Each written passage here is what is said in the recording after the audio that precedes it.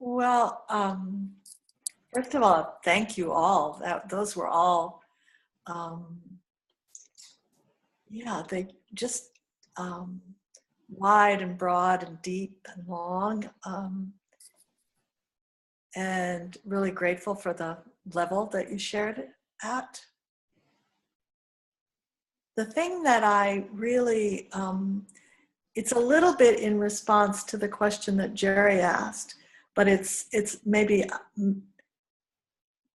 I'm going a little bit past the question, is like, of those deep experiences, you know, because I heard it in the dowsing takes a little bit of attunement. You have to attune yourself to something different.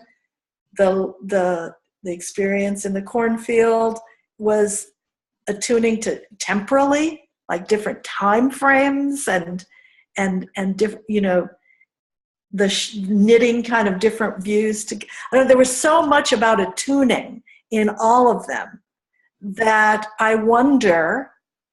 I guess I'm.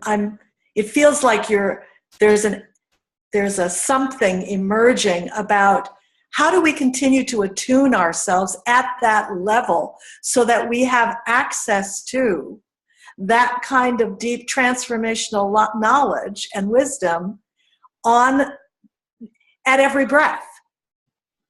How do we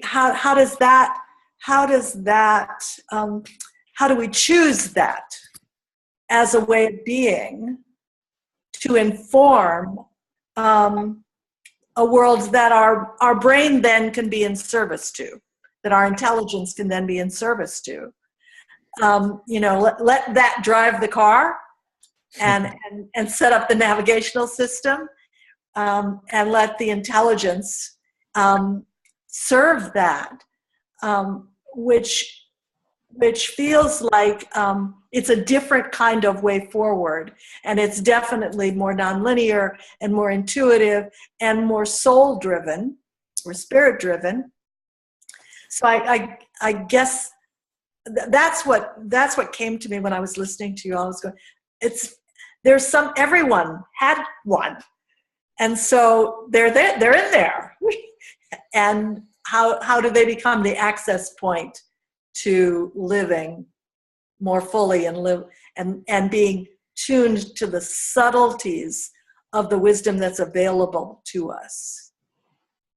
And I know that still begs the question that Jerry asked, but that's my reflection on all of those reflections.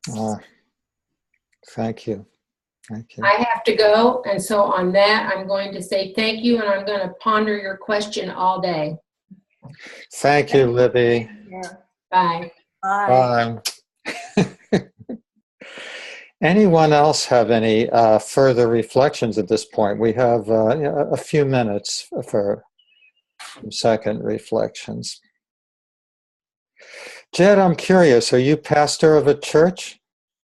I'm not. Thank you for asking. It's a small community church, and I'm, sort of my role, or the role I've sought, is in teaching the youth, and so that's something I enjoy quite a bit, and it's a diverse and interesting enough community so that I love when I can bring in other community members and some of the things that they are really fond of doing and sharing that with the youth. Thank you. Anyone have any further reflections at this point? Deborah. Just a quick one. I mean, I'm really struck by this word attunement. I'm going through my own process as I'm sort of emerging back into my life, if that's even the language. And I have such a deep, avenue of learning and path with the bees. And right now, one of my hives is really hot and very touchy. And so my usual approach to just walk into the yard with maybe a hat, but no veil, no suit, and just sit down beside them and learn and commune in an utterly respectful, non-commercial way that I do, is not washing with these bees.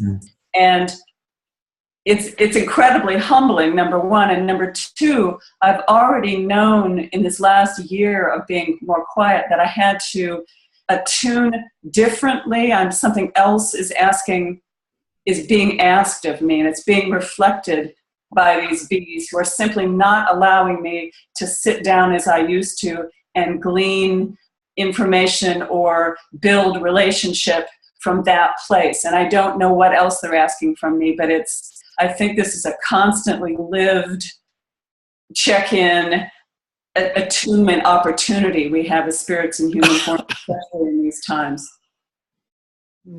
Interesting. I would say the same thing. I would say something about that, Deborah.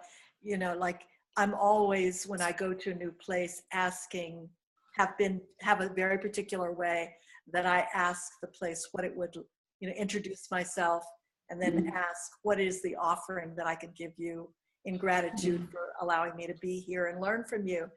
And over the years, that method has worked brilliantly, and they've asked me for all sorts of amazing things that one would never think of, like sweetie treats and pennies, and and all of a sudden, that particular protocol needs to be retuned. I'm needing to retune it. That I'm going places and I'm getting silence. No, the way that you're like setting it up is not enough, or whatever. And so I think that it's a good reminder that even the best of protocols that we get from these teachings require us to live into them in an open and dynamic way with the rest of life. And adapt and change as life and the rest of our relatives also adapt and change.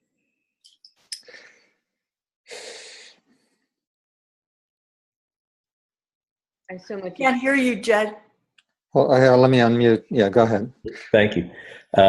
It was interesting. So Andy, the dowser this morning, after sharing his perspectives and thoughts on dowsing, and after the youth got a chance to try it a little bit, he actually stopped everybody and said, one of the things that I want you to consider is 3 questions that you should always ask before dowsing, being, may I, can I, and should I? And it was, just hearing what Deborah said and hearing what you're saying, it's just, I love that that's all happening in my day today. Thank you.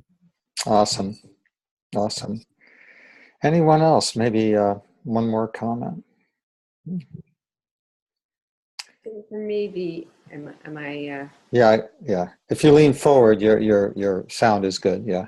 I think for me, one of the key aspects is doing the offering first, and maybe that's a way of opening up the channels, and it's also an offering of gratefulness. So something for me just to remember is to make that offering first. It's kind of the first step, like as you're going to ask somebody to dance or something like that. The first step.